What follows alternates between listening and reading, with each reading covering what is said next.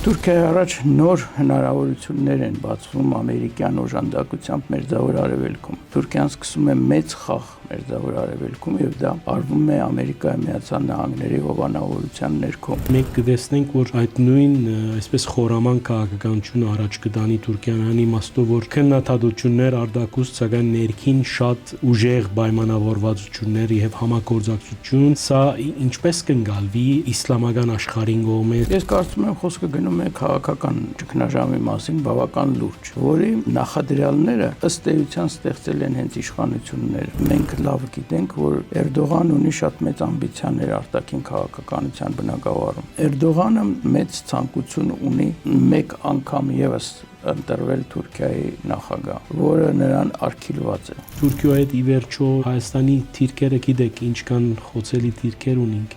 Ինչ է տեղադոմսը այս առումով, այդ բադուհանին նայելու առումով։ Պատկերացնենք, որ իսկապես ստորագրվում է հայ-ադրբեջանական պայմանագիր։ Ես համոզված եմ Թուրքիան նույնիսկ այդ դեպքում չի գնա լրիվ կարգավորման Հայաստանի հետ հարաբերությունների։ Նույնիսկ այդ ժամանակ։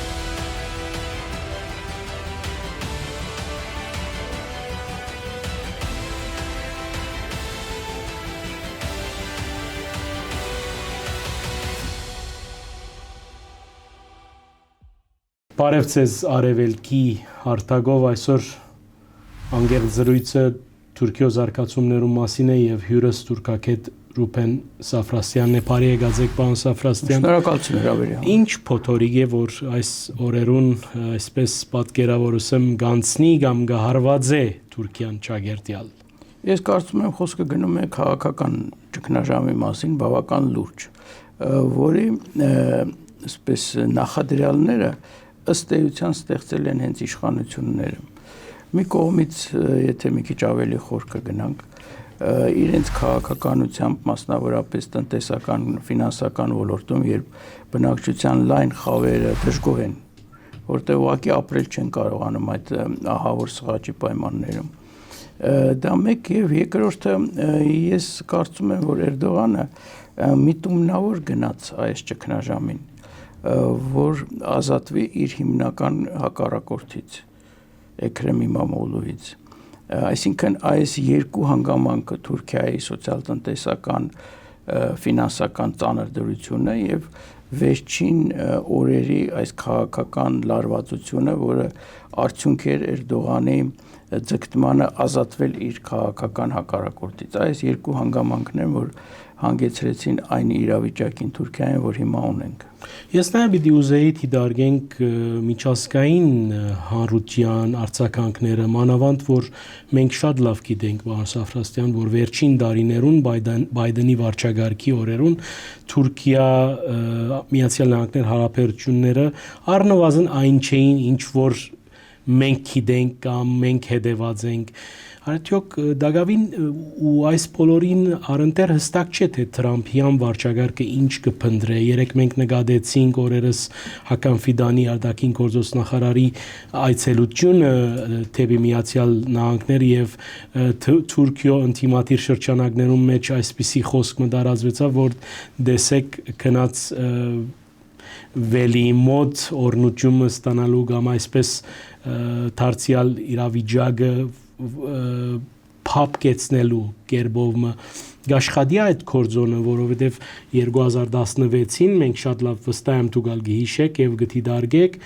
թե ինչպես Էրդողանը հիմնվելով ռուսական նեցուգին վրա գերբով կարողացավ այդ դակնաբեն դուրս գալ։ Ամեն բարակայից ծեր ասածը շատ տեղին է, թե այս սցենարը ինքը աշխատծված սցենար մնե Անկարայի մեջ։ Արդյոք միջազգային հանրությունը գմարսե այս բոլորը, թե ինչ կդիտարկեք, ինչ կմտածեք այդ։ Իմ դիտարկումները մի քիչ այլ են։ Ես կարծում եմ որոշ տվյալներ կան դրա մասին, որ Էրդողանի շրջապատը եւ Թրամփի շրջապատը դեռևս այն ժամանակ, երբ Թրամփի ինագուրացիան տեղի չէր ունեցել, արդեն կապ էին հաստատել եւ որոշ հարցեր քննարկում էին եւ այդ քննարկումները հանգեցրին նրան, որ նույնիսկ սրանից մի 10 օր առաջ Ամերիկայի Միացյալ Նահանգների շատ հետաքրքիր մի այսպես պաշտոնական ձայն հնչեց, որ ամերիկացիները համոզված են, որ Թուրքիայի համար նախապատրաստվում է մի նոր դերակատարում Մերձավոր Արևելքում։ Ես կարծում եմ դրա հիմքում հետևյալն է. Թրամփի վարչակազմը եւ ինքը Թրամփը կողմնակից են, որ Ամերիկայի Միացյալ Նահանգները այն բեռը, որ վերցրել են իրենց վրա աշխարհի տարբեր տարածաշրջաններում, որոշ չափով թոթափեն։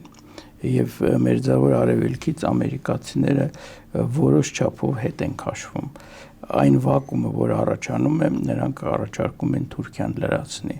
Այսինքն Թուրքիան ստանում է նոր դերակատարում ամերիկյան համամոլորակային ռազմավարության մեջ։ Դա մեկ եւ երկրորդը այն ինչ որ տեղի ունեցավ Սիրիայում, դա իհարկե, այսպես կարող ենք փոխաբերական ասենք թուրքական պրոյեկտ էր, նույնիսկ կարող եմ ես ավելի կոնկրետ ասեմ, դա Հական Ֆիդանի ջանքերի շնորհիվ էր, որտեղ ինքը երկար տարիներ լինելով Թուրքիայի հետախուզական ծառայության ղեկավար, ըստ էության նախապատրաստել էր ամեն ինչ։ 10 ահաբեկչական խմբավորում նա կարողացել էր միացնել Ալ-Ջուլանի ղեկավարության ներքո եւ նախապատրաստել նրանց Թուրքիայի մոբիլիզացնել եւ հետո երբ որ եկավ ժամանակը նրանք հարձակվեցին, մենք տեսանք եւ ինչ արագ հարցը Սադատի իշխանության հարցը փակվեց։ Կան իշխանության։ Այսինքն Սիրիան դա կարևոր երկիր է շատ Մերձավոր Արևելքում, արաբական աշխարհում եւ ըստ էության Ամերիկայի Միացյալ Նահանգները Սիրիան, այսպես ասած, հանձնել են Թուրքիայի հովանավորության։ Հիմնական դերակատարը Սիրիայում այս տրանզիտի ժամանակաշրջանում, երբ իշխանությունը տեղափոխվում է նոր ուժերին, դա Թուրքիան է այդ գործընթացը կառավարում։ Բոլոր բնակավարներում Սիրիայի, նույնիսկ կառավարության անդամներ կան, որ հայտնի են ոչ միայն կապերով կամ ուսումով Թուրքիայում, այլ նրանց մասին խոսվում է, որ նրանք թուրքական հետախուզության գործակալներ են եղել։ Եվ բանակը ստեղծվում է Սիրիայում նոր 300,000-անոց բանակ։ Ամենայն դեպս այդ արդեն պլանը ընդունված է եւ դա դրված է Թուրքիայի վրա։ Թուրքիան իր մոդելով, իր սպաներով, իր զենքով, զրահով պետք է այդ գործընթացը իրականացնի։ Այսինքն Թուրքիան ստանում է Մերձավոր Արևելքում, եթե դա իսկապես այդպես տեղի ունենա, մի նոր, այսպես ասած, բանակ իր հսկողության տակ 300,000-անոց, պատկերացնում եք ինչպես է դա ուժեղացնում Թուրքիայի դիրքերը, այնպես որ եթե ընդհանուր ես գնահատեմ, Թուրքիայի առաջ նոր հնարավորություններ են բացվում ամերիկյան օժանդակությամբ Մերձավոր Արևելքում։ Թուրքիան սկսում է մեծ խաղ Մերձավոր Արևելքում եւ դա արվում է Ամերիկայի Միացյալ Նահանգների հովանավորության ներքո։ Դա մեկ սա ընդհանուր եւ մի կոնկրետ փաստ, որ հենց 3 տեղի ունեցավ։ 3 Թրամփը ընդունել էր իր այդ օվալաձև կամ առանձնասենյակում արդեն դխրահարճակ ուրեմն ամերիկյան նորանշանակ դեսպաններին տարբեր երկրներում եւ նրանց թվում եղել է Ամերիկայի նորանշանակ դեսպանը Թուրքիայում Բարակ ազգանունով եւ նա ներկայացրել է Թուրքիան, ասել է, որ Թուրքիան աշխարհի ամենահին, այսպես զարգացած քաղաքակրթություններից է եղել, անհեթեթություններ է ասել եւ ինչ է պատասխանել Թրամփը։ Նա ասել է Թուրքիան լավ երկիր է եւ ունի լավ առաջնորդ։ Բառացի։ Այսինքն այդ գնահատականը հնչեց այս ֆոնի վրա, որ Թուրքիայում այդ իրադարձությունները տեղի են ունենում եւ Ամերիկայի Միացյալ Նահանգների արձագանքը շատ զուսպ էր։ Ըստ էության նրանք ասեցին, որ սա Թուրքիայի ներքին գործն է։ Դա ինչ վերաբերում է Ամերիկայի Միացյալ Նահանգներին, իսկ Եվրոպան կարծես միայն Ֆրանսիան էր, որ դատապարտեց այս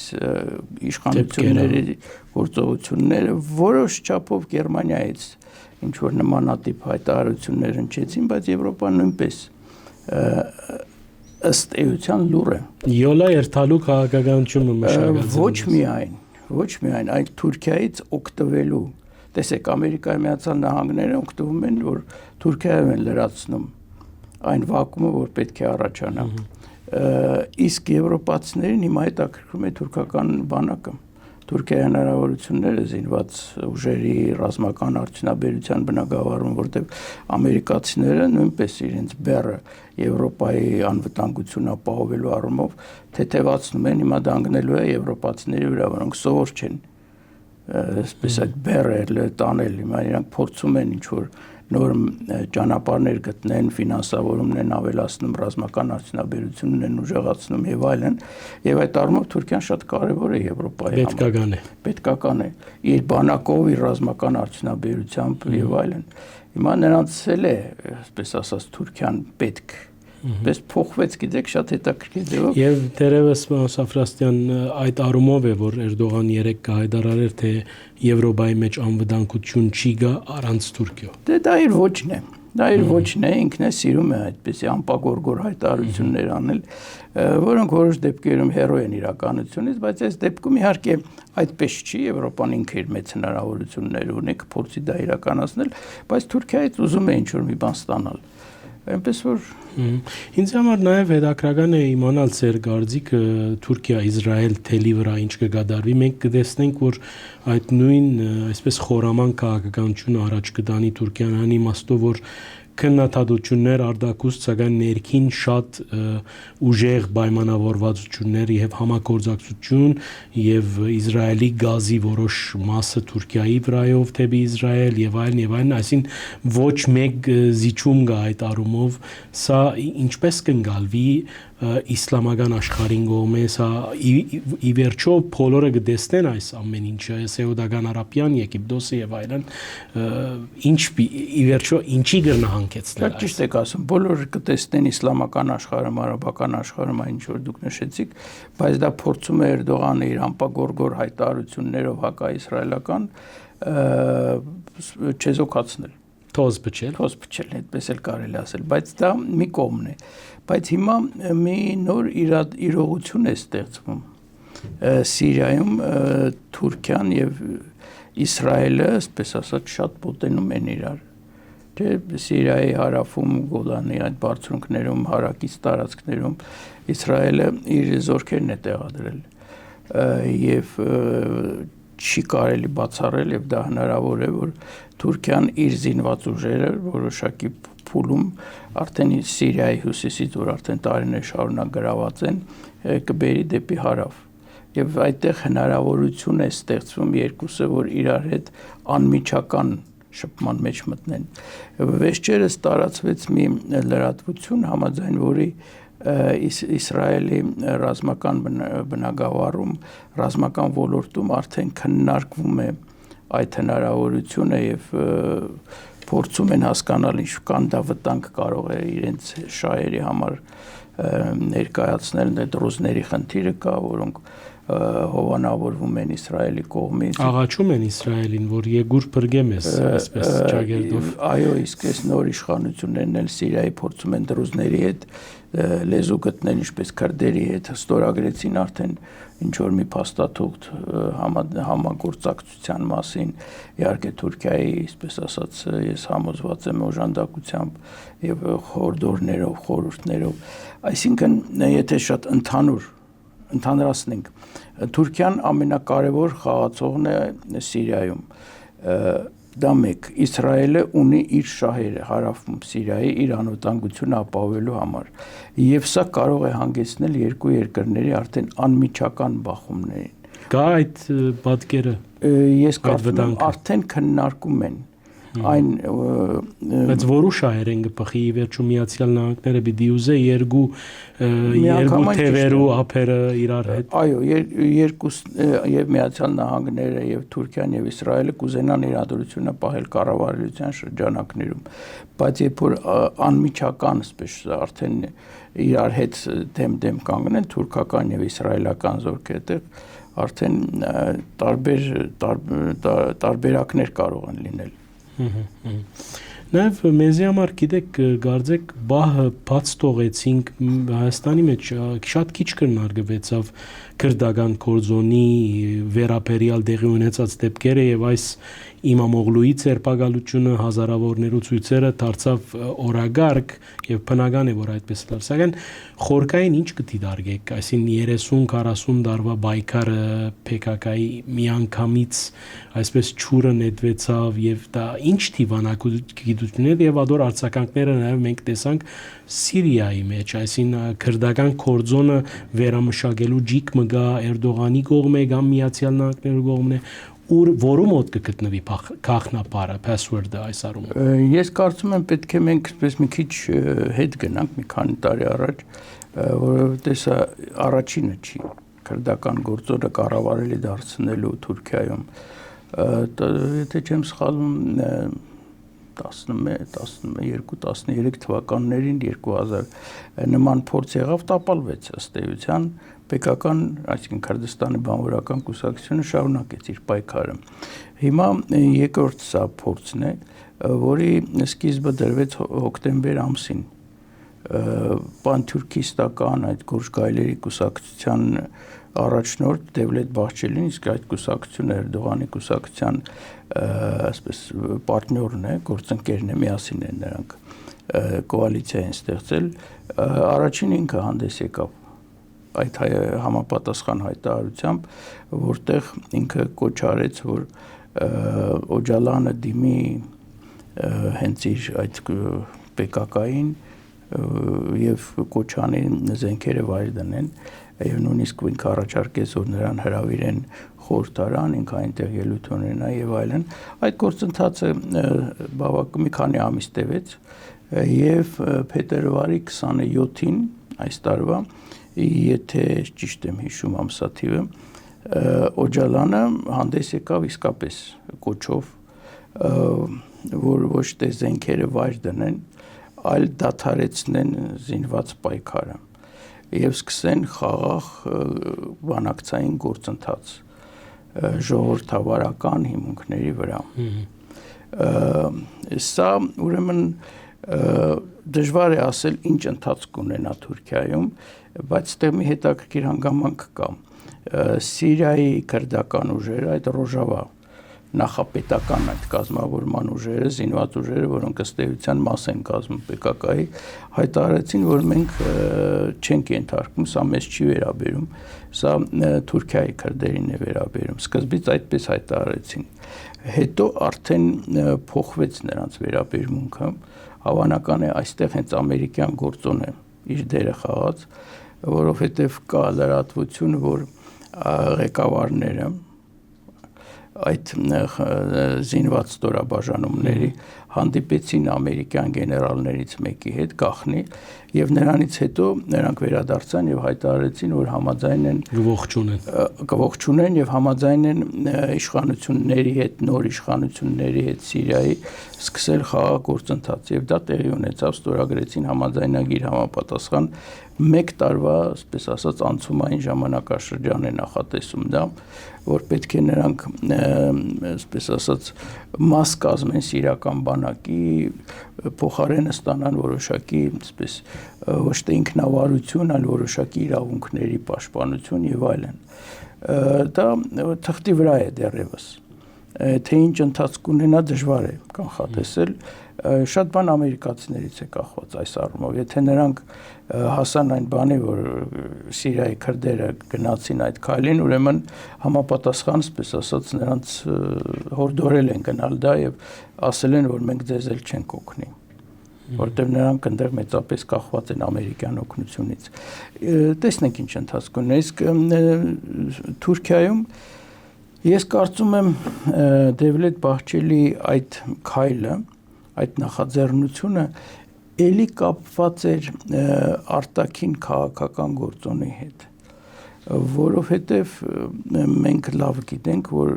Էրդողան ունի շատ մեծ ամբիցիաներ արտաքին քաղաքականության բնագավառում, եւ ես կարծում եմ, որ փաստորեն ինքը պատրաստվում է այդ ամբիցիաները ինչ որ մի ձևի իրականություն դարձնել, տեսեք Մերձավոր Արևելքում, հետո նույնիսկ աշխարհում ինք ուզում է Թուրքիան դարձնել կարևոր երկիր եւ այլն, եւ իր համար կարևոր է ներքին առումով որ այդ կարևոր խնդիրը կոնե կառավարելի դառնա իր համար։ Այսինքն գլխացավանք չունենա։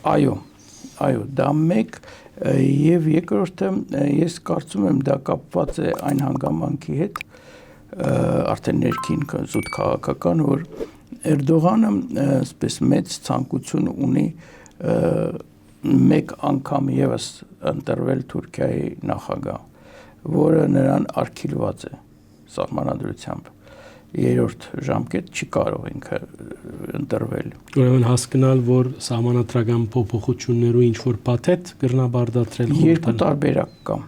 Մեկը այն է, որ սահմանադրական փոփոխություններ տեղի ունենան, բայց դրա համար իրենք չունեն համապատասխան ձայներ։ Իր այդ կոալիցիոն գործընկեր պանթուրքիստական այդ կուսակցության հետ նրանց ձայները չեն հերիքում։ Դա մեկ, դա դժվար է իրենց համար ձայներ ապահովել խորհրդարանում։ Երկրորդ ճանապարհը դա վաղաժամկետ արտահերթ ընտրություններն են։ Այդ դեպքում ծրել խորհրդարանը եւ երթալ ինքը կարող է գնալ երրորդ ժամկետին։ Ես կարծում եմ դա պատահական չի, որ համընկավ, գիտեք, Թուրքիայում դրա մասին ոչ ոք չէր խոսում։ Այդ հոկտեմբեր ամսից սկսեցին միանգամից բոլորը այդ հարցը քննարկել։ Այսինքն ինքը որոշեց, որ պետք է ճանապարհով գնա եւ այդ առումով իր համար կարեւոր էր ապահովել քրդերի ձայները։ Իհարկե քրդերը զգալի նրան ձայն են տալիս միշտ էլ ընտրություններում։ Իսկ հիմա ավելի քրդերի վրա ասպես ապավինելով, նրանց որոշակի իրավունքներ խոստանալով եւ այլն ներքաշելով խաղը։ Այո, ես կարծում եմ այդ ամեն ինչ կապված էր իրար հետ։ Ես նաև պիտի ուզեի իմանալ ձեր գարձիկը այս բոլորը ինչքանով կրնանաստել հայ-թուրքական հարաբերություններով այսպես իրենց ասենք պատմական ստոպ կետի վրա շարունակել մնալու վրա արդյոք այդ առումով ինչ որ փոփոխություններ կտեսնեք թե ոչ չեմ տեսնի։ Եթե Էրդողանին հաջողվի, ես կարծում եմ ավելի շատ հնարավորությունները հենց դա են հուշում, որ կհաջողվի։ Եթե հաջողվի այս ճգնաժամը հարթեցնել, դա չի փոխի նրա մոտեցումը։ Նրա մոտեցումը հետևյալն է, որ հայ-թուրքական հարաբերություններում Թուրքիան կգնա որոշակի քայլերի միայն այն դեպքում, երբ ստորագրվի հայ-ադրբեջանական պայմանագիրը։ Դա նրանց որոշումն է, դա իր որոշումն է։ Եվ կհայտարարեն միշտ։ Եվ հայտարարում է, ինքն էլ է դա հայտարարում, պես ու դա չի փոխվի։ Ոչ մի դեպքում։ Դա մեկ, եթե մեկ էլ պատկերացնենք, որ ինչ որ մի ձևի հեքիաթային ձևով իշխանափոխություն է տեղի ունենում եւ գալիս են իշխանության քեմալիստները ժողովրդահանրապետական։ Գիտեք, մենք հայերս մի շատ լավ գիտենք։ Ուզենք թիդարգել, թե հանգարց պիտի փոխվի ինչ որ բան։ Բայց մենք շատ լավ մյուս կողմից գիտենք, դրանք ով են, ինչ են արել այս 100 տարվա ընթացքում Թուրքիայի հանրապետությունում, ինչպես են ճնշել հայերին, Պաստորեն իրեն կազմակերպեցին 55 թվականի սեպտեմբերի Սև սեպտեմբերը ամեն ինչ շատ լավ։ Եվ 70-ականներում շատ ճնշած են, որ սա հայություն է, գաղտնիք չէ։ Իհարկե, դա չեն էլ թաքցնում նրանք։ Այնպես որ ոչ մի դրական բան ես չեմ սպասում, եթե մեկ էլ նրանք կան իշխանության։ Այնպես որ ոչինչ չի փոխվի։ Եվ այսպես կշարունակվի, այսինքն Թուրքիայի հետ ի վերջո նոր ձևաչափի այդ ասենք Հայաստանի թիրքերը գիտեք, ինչքան խոցելի թիրքեր ունենք։ Ինչ է տեղադոմսը այս առումով, այդ բադուհանին նայելու առումով, պարոն Սաֆրասյան։ Շատ բարդ հարց է Թուրքիայի հետ հարաբերությունների այսպես ձևաչափը Հայաստանի համար։ Ինչքան որ եղել են իշխանություններ Հայաստանում երրորդ հանրապետության շրջանում, բոլորը ձգտել են Թուրքիայի հետ հարաբերությունները կարգավորել։ Դեռ հայոց համազգային շարժումը, որ չէր եկել իշխանության, ես հիշում եմ 80-ական թվականների վերջերին, 89 թվականին, արդեն 90 թվականին, ըստ էության այդ թեզը առաջ քաշեց, որ Թուրքիայի հետ պետք է ունենալ նորմալ հարաբերություններ։ Եվ երբ որ եկավ իշխանության, փորձեցին դա իրականացնել։ Արդյունք չտվեց։ Նույն մոտեցումը ուներ եւ Ռոբերտ Քոչարյանը եւ իր կառավարությունը, նույն մոտեցումը ուներ եւ Սերժ Սարգսյանը եւ իր կառավարությունը։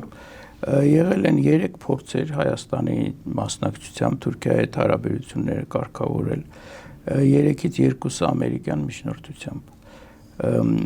Առաջինը Տեր-Պետրոսյանի ժամանակ,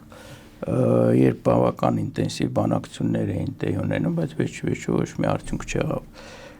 Երկրորդը դա ըստ էության Ռոբերտ Քոչարյանի ժամանակ էր, երբ դա հանգեցրեց նրան, որ ստեղծվեց թարքը, արդեն թուրք-հայկական այդ հանձնախումբ երկխոսության այսպես Reconciliation, Turkish Armenian Reconciliation Commission, որը երկրորդ ուղու փորձ, դիվանագիտության փորձներ, այստեղ ոչ թե պետական մակարդակով, այլ երկու հասարակությունների միջոցով։ Դա որոշակի մոտեցում է ժամանակակից այսպես դիվանագիտության բնականon, որը նույնպես ոչ մի արդյունք չտվեց։ Երրորդը Սերժ Սարգսյանի ժամանակ դա ֆուտբոլային դիվանագիտությունն էր, որը նույնպես ամերիկյան միջնորդությամբ էր, գաղտնի բանակցությունները, որ Հայաստանի եւ Թուրքիայի ներկայացուցիչների միջև տեղի ունենում Շվեյցարիայում, ամերիկյան նախաձեռնությամբ էր եւ ամերիկյան միջնորդությամբ էր։ Մենք գիտենք, որ դա էլ արդյունք չտվեց։ Հիմա սա 4-րդն է։ Այո, 4-րդն է, ես կարծում եմ ինչպես կարող են զարգանան իրադարձությունները այդ բնագավառում։ Եթե պատկերացնենք, որ իսկապես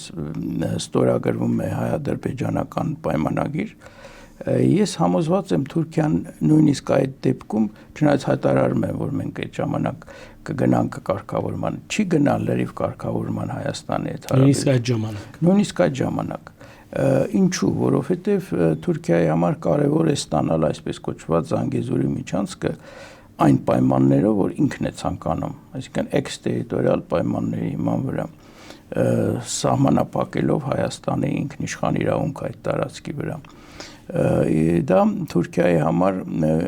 իր պանթուրքիստական նպատակները եւ այլ իրականացնելու համար շատ կարևոր է, բայց չկա Թուրքիայում երկաթգիծ, որը կկապի Թուրքիայի երկաթգծի համակարգը Նախճեվանի հետ։ Դա մոտ 220-ից մի քիչ ավել կիլոմետր պետք է նոր երկաթգիծ կառուցվի։ Կարս Նախճեվանի հետիրով, որը նոր են սկսում կառուցել։ Նոր են սկսում, չնայած 15 տարի խոսում էին դրա մասին։ Եվ ըստ նույնիսկ անցյալ տարվա հայտարարությունների համաձայն իրենց տրանսպորտի նախարարի, դա կավարտվի 2029 թվականին։ Ես կարծում եմ ավելի երկար կլինի։ Ամեն դեպքում հիմա Թուրքիան այս պահին ինքը կոնկրետ այդ Զանգեզուր միջանցքից օգտվել չի կարող։ Դրա համար ես ինչպես եմ ենթադրում, որ երբ որ իսկապես պատկերացնենք, որ ստորագրվում է հայ-ադրբեջանական պայմանագիր խաղաղության, Թուրքիան կանի այն, ինչ որ համաձայնեցվել է այդ որ հանդիպում էին Ռուբինյան Քլաչ պատվիրակությունները, այսինքն երրորդ երկրների համար եւ այլն։ Այդ փոքր քայլերը կանի եւ ինչ որ խաղակարգ կպահի իր ձեռքում սահմանը լրիվ բացելու համար, չի բացի լրիվ սահմանը, որ ճնշում գործադրի Հայաստանի վրա, որ նա տրամադրի Թուրքիային այդ էքստերիտորիալ իրավունքը։ Գիտեք, սրա հիմքում այն մոտեցումն է, որը ձևավորվել է թուրքական էլիտայի մոտ դեռևս 91 թվականին, 1991 թվականին, երբ որ Թուրքիան ճանաչեց Հայաստանի անկախությունը, չհաստատեց Հայաստանի դիվանագիտական հարաբերություններ։ Այնտեղ այդպես էր հայտարարության մեջ, որ կան խնդիրներ, որոնք կլուծվեն, հետո նոր մենք կհաստատենք։ Ինչու, որովհետև այն ժամանակվանից նրանք հետևել իզրակացության են եկել, այսինքն նկատի ունեմ թուրքական էլիտան, որ Հայաստանին ավելի շատ է անհրաժեշտ սահմանը Թուրքիայի հետ բացել, քան թե Թուրքիային։ Թուրքիան Հայաստանի համար տնտեսական առումով նշանակություն ունի, փոքր է շատ, ռազմական առումով վտանգ չի ներկայացնում եւ այլն։ Դրա համար պետք է Հայաստանը գին վճարի։ Եվ այդ տասնամյակների ընթացքում եւ հիմա էլ այդ նախապայմանները, որ Թուրքիան առաջ է քաշում, դա այն գինն է, որ իրենց ընկալմամբ Հայաստանը պետք է դրա համար վճարի։ Այ ես կարծում եմ սա է մոտեցման հիմքում Թուրքիայի տարբեր սերունդներ էլիտայի, որ ղեկավարել են դիվանագիտությունը Թուրքիայի։ Հիմա էլ իրենց նախապայմանը արդեն Արցախի խնդիրը գոյություն չունի, հիմա արդեն Զանգեզուրի միջանցքն է։ Անչափ շնորհակալ եմ պարոն Սաֆրաստյան այս ամփոփիչ զրույցին համար։ Մեր ակնթիվները նշեցնեմ, որ խոսանք Թուրքիո վերջին զարգացումներու մասին ու մեր զրույցի գլխավոր առանցքը նաև հայ-թուրքական հարաբերություններու անհերանեկար իրավիճակներ հյուրս թուրքագետ Ռուբեն Սաֆրաստյանն էր եւ չմոռնաք հորտորս դարաձել մեր դեսանյութերը, լայք մսեղմել, մեկնաբանություն թողել անշուշտ ընդունելի սահմաններու մեջ եւ այս բոլորը արևելքի անկախ հարթակը պահպանելու համար։ Բարին ընձեզ։